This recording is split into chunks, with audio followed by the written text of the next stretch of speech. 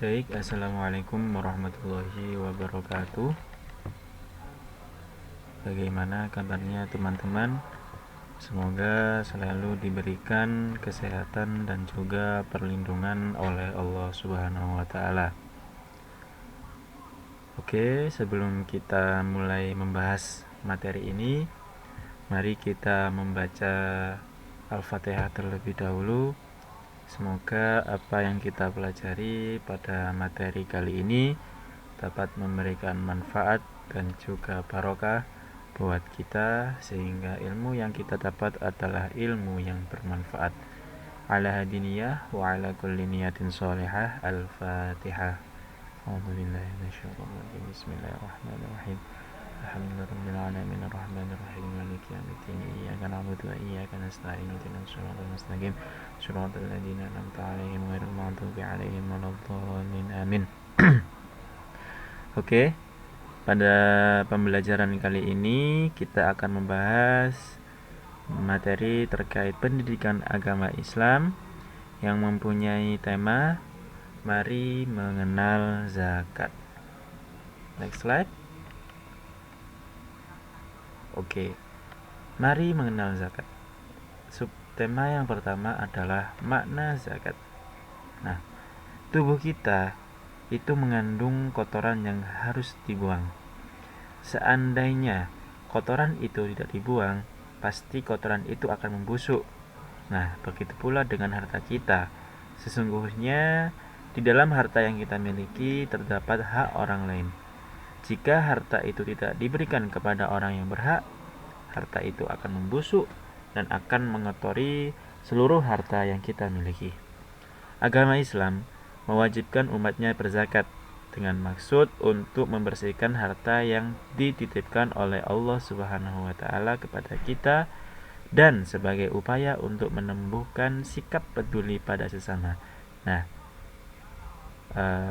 makna zakat sendiri, yakni berzakat termasuk rukun Islam yang ketiga. Oke, kita kembali kepada slide. Sebentar.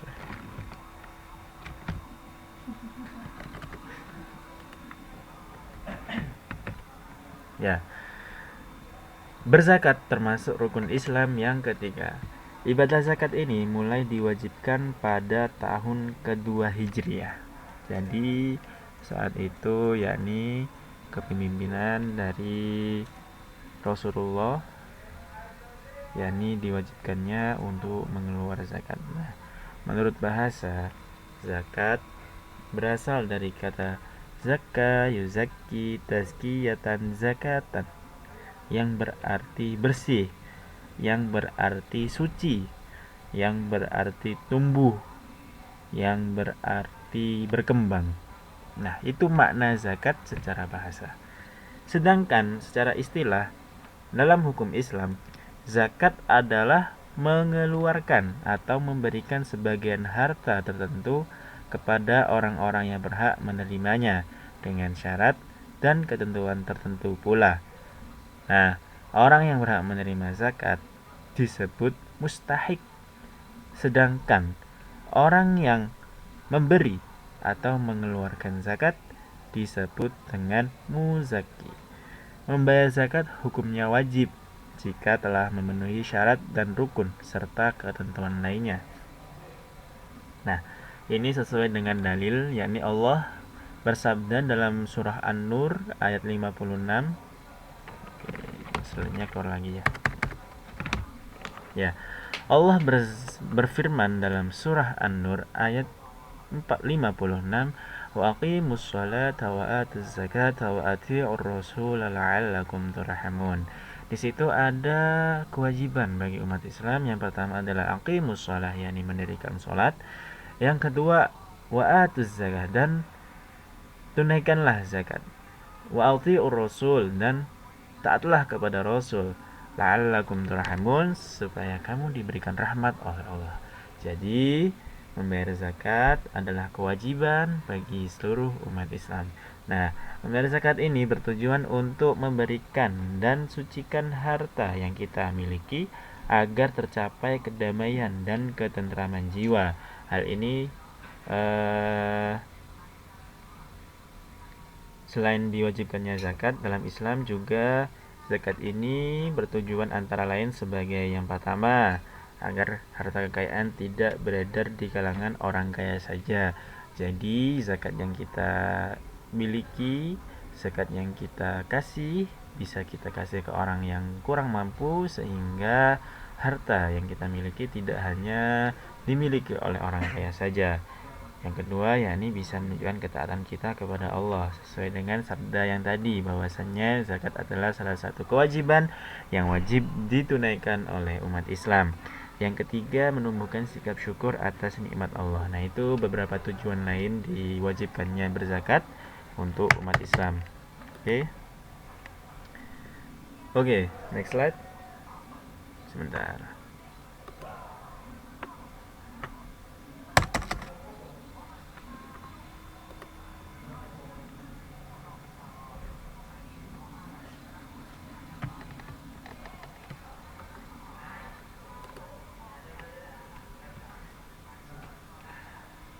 Oke, next slide.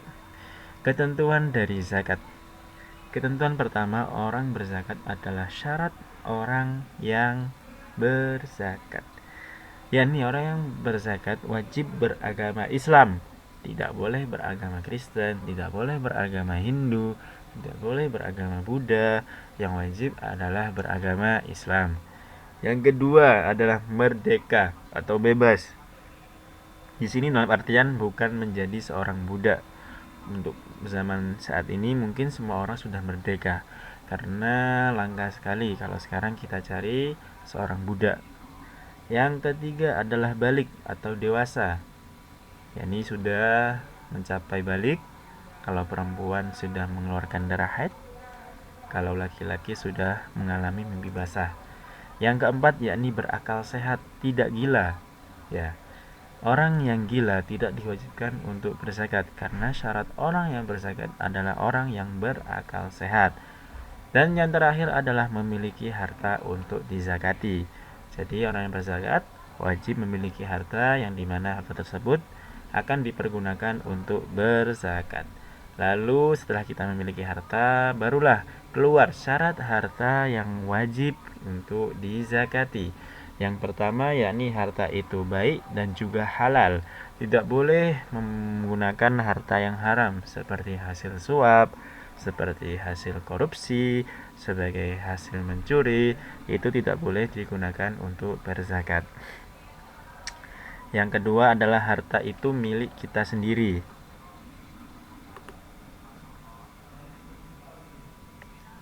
Ya, harta itu milik kita sendiri, bukan milik orang lain. Jadi harta yang kita miliki milik kita sendiri, kepunyaan kita sendiri, tidak untuk harta yang dari berutang, tidak juga harta yang milik orang tua kita, tidak boleh. Dan yang terakhir adalah telah mencapai nisab dan juga haul. Apa itu nisab? Nisab adalah batas minimal harta yang kita miliki, yang dimana apabila kita sudah minimal mempunyai harta tersebut, maka akan wajib untuk dizakati. Telah mencapai nisab dan juga haul. Kalau haul itu adalah seberapa lama kita memiliki harta tersebut. Misal kalau masih 6 bulan, maka belum wajib untuk dizakati. Nah, apabila sudah mencapai, biasanya haul itu mencapai 1 tahun. Apabila sudah mencapai 1 tahun, maka kita wajib untuk mengeluarkan zakat. Oke, next slide. Ketentuan dari zakat. Oke, ini adalah rukun-rukun zakat. Yang pertama, rukun zakat adalah berniat. Bagaimana niat zakat fitrah? Bismillahirrahmanirrahim. Nawaitu an ukhrija zakatal fitri an nafsi, jika kita untuk diri kita sendiri, atau untuk ayah kita, untuk ibu kita, biasa an abi, an ummi. Nah, itu bisa kita ganti bahasa Arabnya. Ya.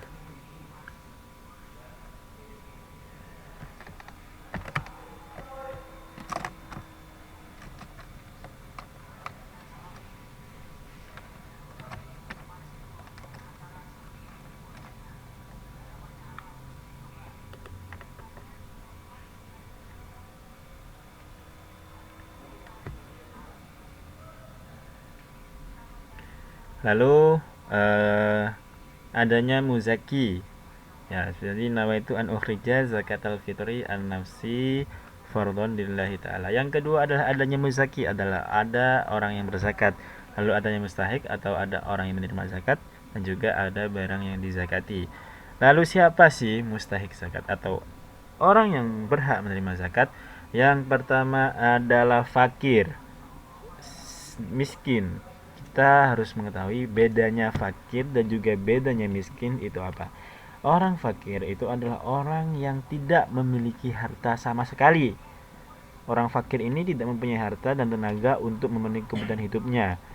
Nah, ini biasanya dikarenakan orang tersebut sudah cacat fisik ataupun sudah lanjut usia atau sudah memiliki usia yang jombo.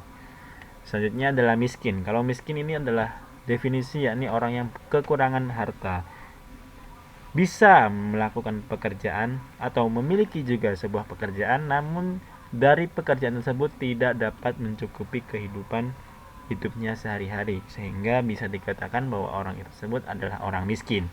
Yang ketiga adalah amil. Amil adalah panitia zakat, yakni amil itu yang bertugas untuk mengurus zakat. Dari zakat tersebut dikumpulkan, lalu dari zakat tersebut diterima, hingga zakat tersebut disalurkan dan juga dikelola oleh sebuah badan zakat. Nah, itu adalah amil.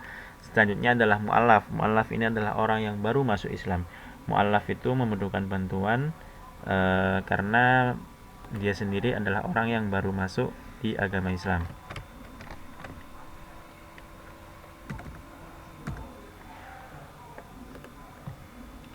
Ya, orang yang baru masuk Islam adalah salah satu golongan dari mustahik zakat. Yang kelima adalah riqab.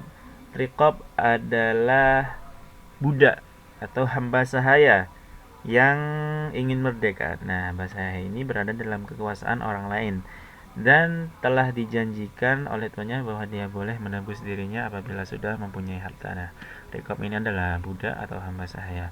Lalu yang keenam adalah gharim. Gharim ini adalah orang yang terlilit hutang, yang banyak hutangnya, yang memenuhi kebutuhan hidupnya tidak sanggup untuk membayarnya, ya, kecuali dia mendapat bantuan dari zakat. Lalu sabilillah atau fi sabilillah, yakni orang yang berjuang di jalan Allah. Nah, sabilillah ini adalah sekelompok orang yang melakukan kegiatan atau pekerjaan untuk kepentingan agama Allah dan mempertahankan Islam dan juga kaum muslimin. Sedangkan kalau sekarang kan sabilillah kan udah gak ada perangnya. Jadi fisabilillah ini dapat berupa orang yang menegakkan kepentingan masyarakat umum seperti panti asuhan, pengajian, pendidikan atau tempat-tempat umumnya yang biasanya digunakan untuk kepentingan umat. Lalu yang terakhir adalah ibnu sabil, yakni adalah orang yang dalam perjalanan, yakni orang yang kehabisan bekal dalam perjalanan, bisa kita kasih sebuah zakat untuk dia agar dia bisa mencukupi kebutuhan hidup selama ia dalam perjalanan. Nah, itu adalah mustahik zakat. Oke, next slide adalah macam-macam zakat. Jadi zakat sendiri terbagi menjadi dua, yakni zakat fitrah dan juga zakat mal. Lalu apa sih itu zakat fitrah? Jadi zakat fitrah ini adalah zakat yang diwajibkan kepada setiap jiwa. Artinya setiap manusia, ya. Semua manusia, baik itu bayi yang baru lahir, itu wajib berzakat fitrah. Ya, setiap jiwa, setiap orang muslim, yakni mengeluarkan sebagian harta, ya, berupa makanan pokok yang dimakan kepada orang yang berhak menerimanya. Nah, zakat fitrah ini hukumnya wajib bagi setiap seorang muslim, baik itu merdeka, baik itu budak, baik itu laki-laki atau perempuan, baik itu besar atau kecil, kaya atau miskin. Nah, zakat fitrah ini dikeluarkan oleh seseorang untuk dirinya dan orang-orang yang menjadi tanggung jawabnya. Nah, bayi yang masih dalam kandungan tidak diwajibkan zakat fitrah. Nah, jika dia masih dalam kandungan tidak diwajibkan. Tapi kalau sudah keluar, maka wajib untuk berzakat fitrah. Zakat fitrah ini untuk mensucikan jiwa kita agar kita menjadi kembali suci. Selanjutnya yakni berapa dan apa yang dikeluarkan saat zakat fitrah. Jadi, next slide. Ketika zakat fitrah, ya kadar zakat fitrah itu sebesar 1 sok, atau kalau dalam di negara kita itu 2,5 kilo atau 3,1 liter, yakni berupa makanan pokok yang kita makan sehari-hari seperti kurma, seperti gandum, seperti sagu atau beras. Selain itu, membayar zakat fitrah bisa juga dilakukan dengan uang sebagai pengganti beras atau makanan pokok sesuai dengan harga yang ada di pasar. Lalu kapan kita mengeluarkan zakat fitrah? Jadi waktu yang utama mengeluarkan zakat fitrah adalah ketika terbitnya fajar ketika hari raya Idul Fitri atau tanggal 1 Syawal hingga menjelang salat Id. Namun zakat fitrah juga dapat dikeluarkan sejak awal bulan Ramadan hingga akhir bulan Ramadan.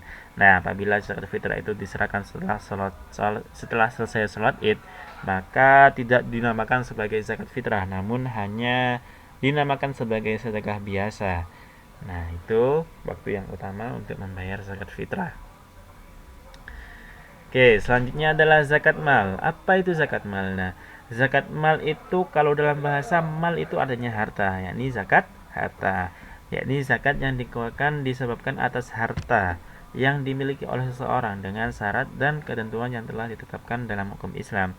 Mal berasal dari bahasa Arab yang berarti harta. Ya, hukum mengeluarkan zakat mal adalah wajib bagi orang yang telah memenuhi syaratnya. Adapun ya, syarat-syarat orang yang mengeluarkan zakat mal adalah sebagai berikut.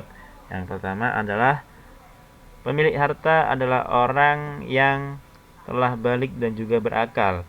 Harta milik penuh, yakni harta semuanya adalah milik sendiri. Berkembang, yakni harta tersebut memiliki potensi untuk berkembang. Mencapai nisab, yakni harta tersebut telah mencapai jumlah minimal harta yang harus dimiliki. Lalu bebas dari hutang, yakni harta itu diperoleh dengan cara atau usaha yang sendiri. Juga yang terakhir adalah harta tersebut telah mencapai 1 haul atau 1 tahun. Oke, jenis harta. Harta mal itu apa saja? Yang pertama adalah al-an'am atau binatang ternak. Nah, apa saja al-an'am itu? Jadi al-an'am itu dapat berupa unta, dapat berupa sapi, dan juga dapat berupa kambing atau domba. Lalu juga selanjutnya harta yang wajib dizakati adalah harta